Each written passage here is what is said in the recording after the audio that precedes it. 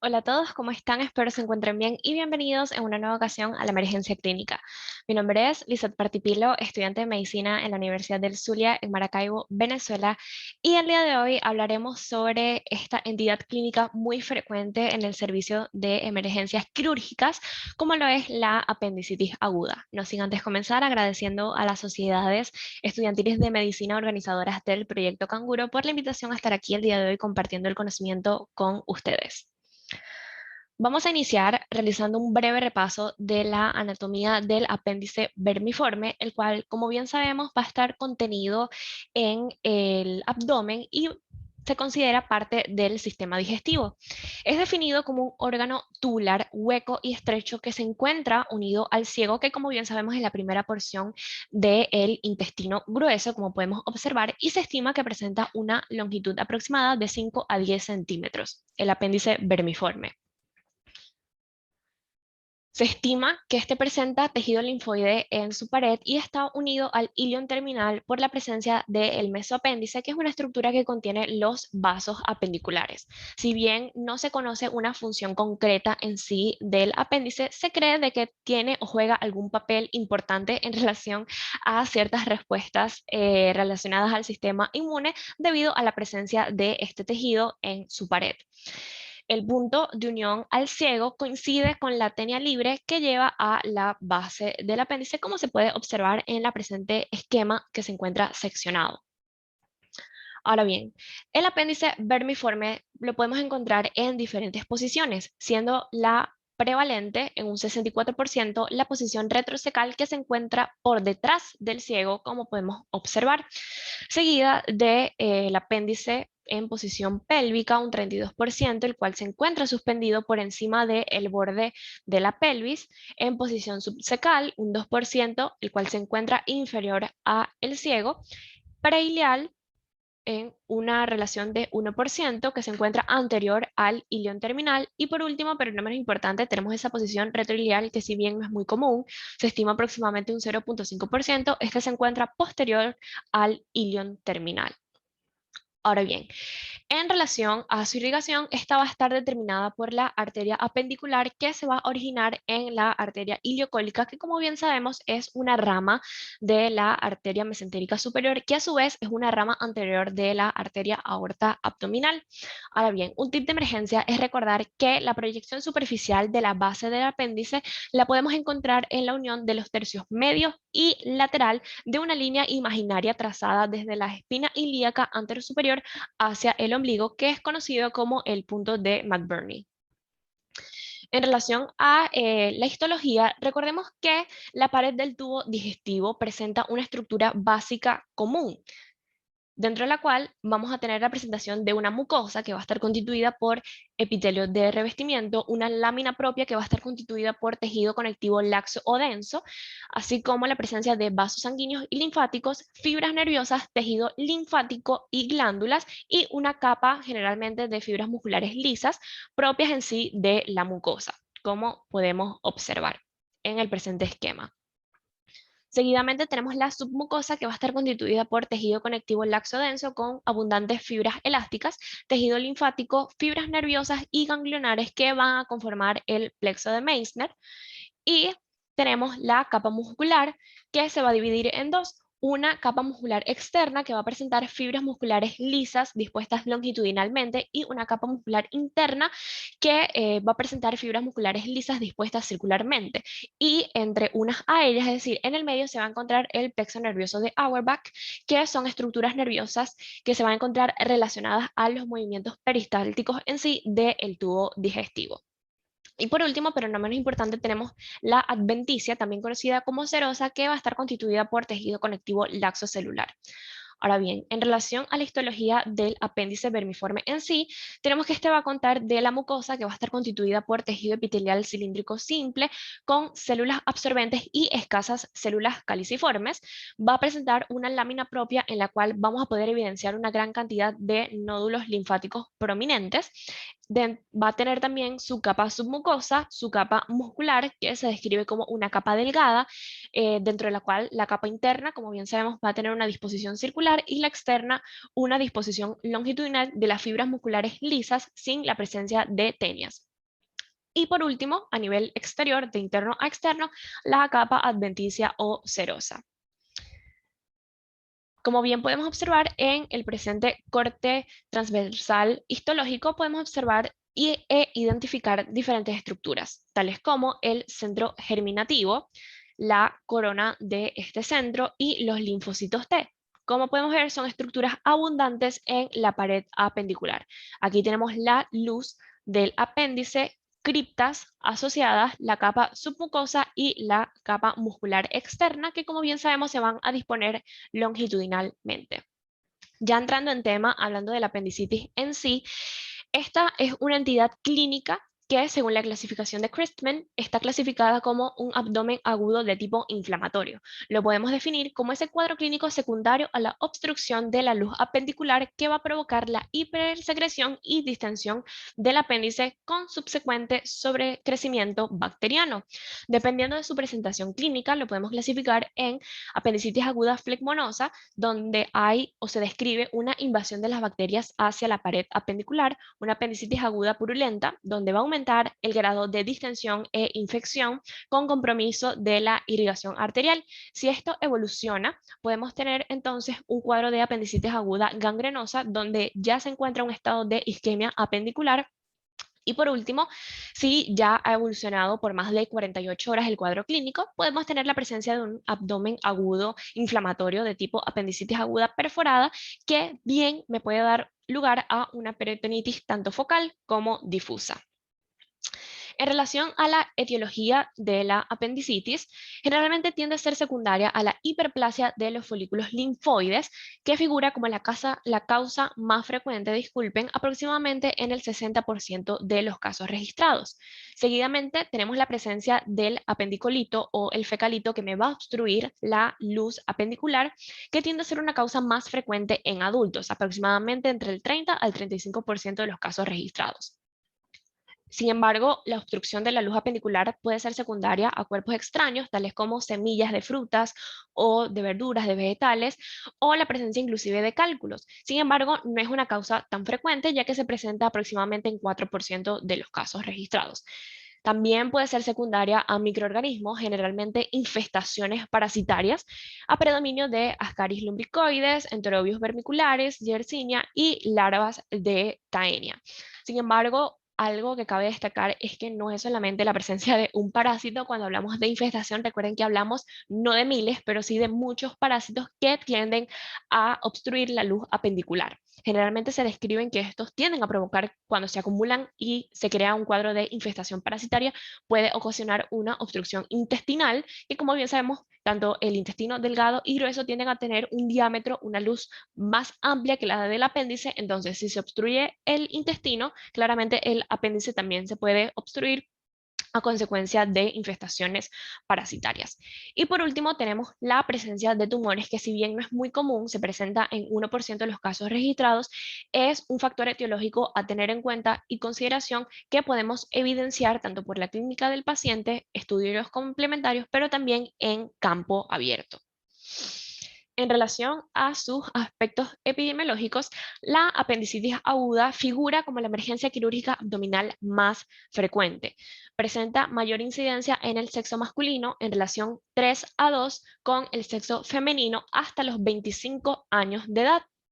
ya que si bien presenta una mayor incidencia entre los 10 a los 30 años, a los 25 años de edad tiende a igualarse la presentación en ambos sexos. Sin embargo, también se presenta en edades preescolares y escolares, razón por la cual figura como una causa frecuente de cirugía pediátrica. Si bien presenta una tasa de mortalidad menor a un paciente por cada 100.000 intervenidos, es una tasa de mortalidad bastante baja, pero es importante tenerla en cuenta, porque si bien no tiende a ser frecuente ni una presentación común, puede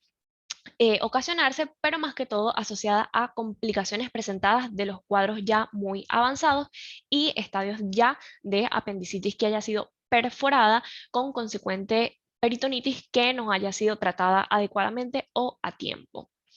En relación a la fisiopatología, Tenemos entonces que la apendicitis aguda va a ser secundaria a la obstrucción de la luz apendicular, que como bien vimos puede ser secundaria a la hiperplasia linfoidea, que tiende a ser la causa más frecuente de la misma, fecalitos, los cuales son secundarios a la retención fecal en el colon derecho, lo cual me va a aumentar el tiempo en sí del tránsito fecal en todo el intestino, a predominio del intestino grueso, claramente, u otros factores etiológicos que me van a ocasionar este cuadro de obstrucción de la luz apendicular. ¿Y esto en qué se va a traducir? En un aumento de la secreción mucosa, en un aumento de la presión intraapendicular, es decir, la presión interna del apéndice en sí, y por ende esto me va a condicionar un cuadro de sobrecrecimiento bacteriano. Esto me va a conllevar a una disminución de la perfusión tisular apendicular y me puede conllevar inclusive a un estado de trombosis con consecuente oclusión de los capilares linfáticos, seguido de los vasos venosos y por último los vasos arteriales, que esto a su vez me conlleva a un estado de isquemia, lo cual, si no es tratado a tiempo, puede evolucionar y conllevarme a un estado de gangrena y necrosis, lo cual se puede perforar, y esta perforación, como bien les mencioné anteriormente, puede ocasionar una peritonitis que bien puede ser focal o ya difusa, diseminada, lo cual puede conllevarme a un estado de sepsis y por ende el riesgo de la muerte tiende a presentarse con mayor elevación.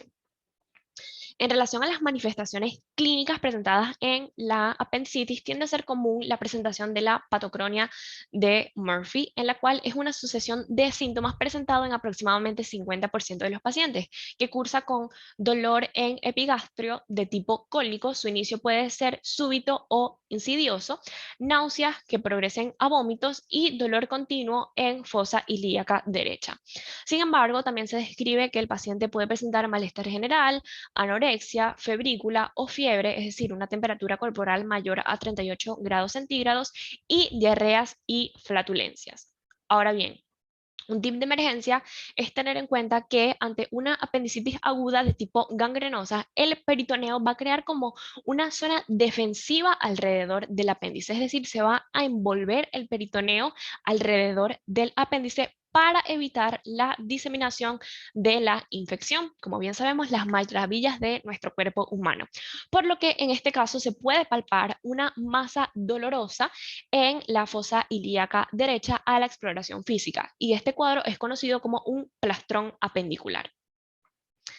En relación a la exploración física, esta va a estar basada en la palpación a fin de evaluar la presentación clásica mediante los siguientes signos. Tenemos el signo de Blumberg, que como bien sabemos es positivo en caso tal haya dolor a la descompresión brusca del abdomen, en este caso ubicado en el punto de McBurney.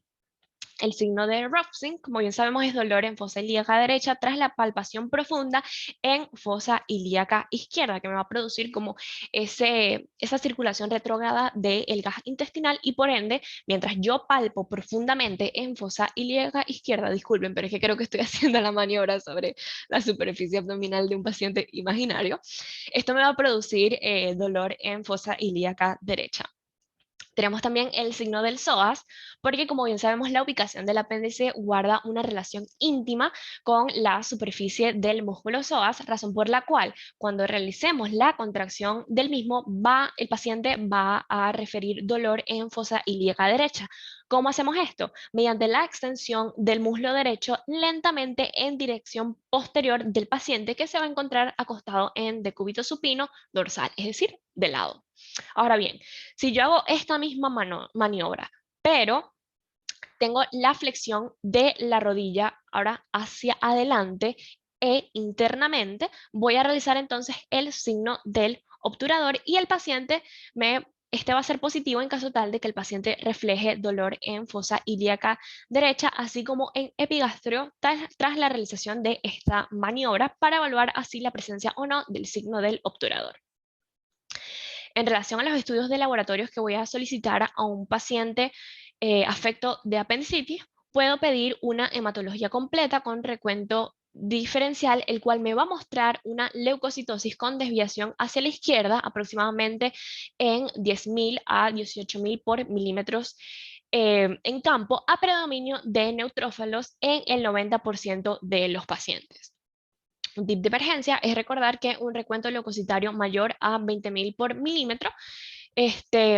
sugestivo de apendicitis aguda que se encuentra ya en un estado perforado. Puedo solicitar también un examen de orina en el cual se puede evidenciar cierto grado tanto de hematuria como de piuria microscópica en aproximadamente un 20% de los pacientes o menos de los mismos. Recordemos que el diagnóstico de la apendicitis tiende a ser más que todo a nivel clínico, razón por la cual de emergencia es como el deber ser solicitar los estudios de laboratorios, pero una vez que ya habemos sometido al paciente a una buena anamnesis y un interrogatorio inicial con una buena exploración física, podemos tener un 90% de acierto diagnóstico ante esta entidad.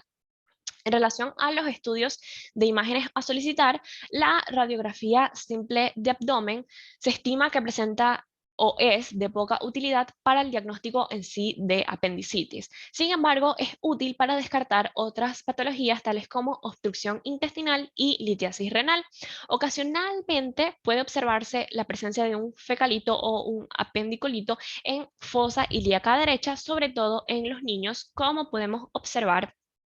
en la presente imagen. Ahora bien, ¿cuál es el estudio de imagen que se prefiere? Hoy en día, según las guías de Jerusalén 2020, incluye la ecografía de abdomen como uno de los estudios complementarios de imágenes necesarios para el diagnóstico en sí de la apendicitis aguda, ya que se estima que presenta una sensibilidad del 75% para el diagnóstico de la presente entidad clínica y generalmente es una técnica útil especialmente en pacientes femeninas en las que haya dudas diagnósticas o podamos considerar diagnósticos diferenciales como veremos posteriormente. Generalmente, ¿cuáles son los hallazgos ecográficos a encontrar al momento de realizar una ecografía de abdomen? Un diámetro transverso mayor a 6 milímetros, pérdida de la comprensibilidad, que como bien sabemos es una de las propiedades presentadas por el apéndice en un eco normal, una forma circular del apéndice en imágenes o en cortes axiales, como bien podemos observar en la presente imagen.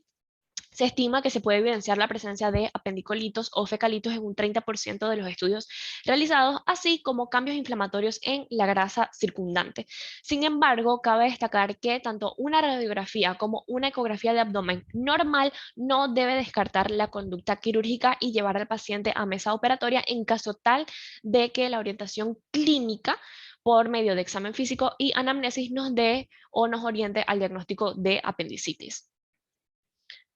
Sin embargo, el estudio considerado gold standard tiende a ser la tomografía axial computarizada de abdomen, la cual presenta una sensibilidad del 90% y una precisión diagnóstica del 94%. ¿Cuáles son los hallazgos tomográficos a observar? Un diámetro transverso mayor a 6 milímetros, así como en la imagen ecográfica, edema de la pared apendicular mayor a 3 milímetros, inflamación periapendicular, líquido libre periapendicular. Podemos observar en un 7% de los casos registrados sometidos a tomografía axial computarizada de abdomen, en un 7% se observa la presencia de apendicolitos o fecalitos y perforación apendicular que puede ser observada en un 2% de los casos registrados. Ahora bien, la escala de Alvarado es una escala, valga la redundancia, o instrumento que nos permite evaluar la precisión diagnóstica y la confirmación de la sospecha clínica que tengamos ante un paciente afecto de apendicitis aguda, dentro de los cuales a cada síntoma, signo y resultado de laboratorio tiende a otorgarle una puntuación. A saber, si tenemos dolor migrante a fosa ilíaca derecha, esto va a equivaler a un punto. Anorexia, un punto. Náuseas y vómitos, un punto. En relación a los signos, si tenemos dolor en fosa ilíaca derecha, esto va a equivaler a 2 puntos. Y si el signo de Blumberg es positivo, es decir, hay dolor a la descompresión brusca del abdomen, esto va a equivaler a un punto. Si el paciente presenta fiebre, esto va a equivaler a otro punto. Y por último, en base a los resultados de laboratorio, si el paciente demuestra leucocitosis, esto va a equivaler a 2 puntos. Y si se observan neutrófilos inmaduros, esto va a observar o va a equivaler a un punto. Ahora bien, un valor acumulativo de 7 o más es altamente sugestivo de la presentación de apendicitis, lo cual nos puede conllevar a una confirmación diagnóstica, como bien les dije, basada en una buena anamnesis, una buena exploración física y en el requerimiento requerimiento de los estudios complementarios, tanto de laboratorio como de imágenes. Y cuando el valor oscila entre 5 y 6, generalmente se recomienda realizar una tomografía axial computarizada de abdomen para reducir la probabilidad de falsos negativos y no someter al paciente a una laparotomía exploratoria de manera innecesaria. En relación a las complicaciones presentadas en la apendicitis aguda, tenemos la mnemotecnia de las 4 Ps, en la cual vamos a tener la perforación, que es la complicación más frecuente en los adultos, aproximadamente en un 20% de los casos registrados, y esta se va a caracterizar por la manifestación de dolor de más de 24 horas de evolución, leucocitosis mayor a 20.000 por milímetro,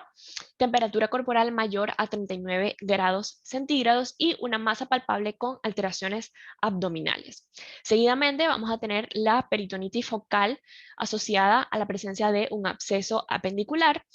Podemos presentar también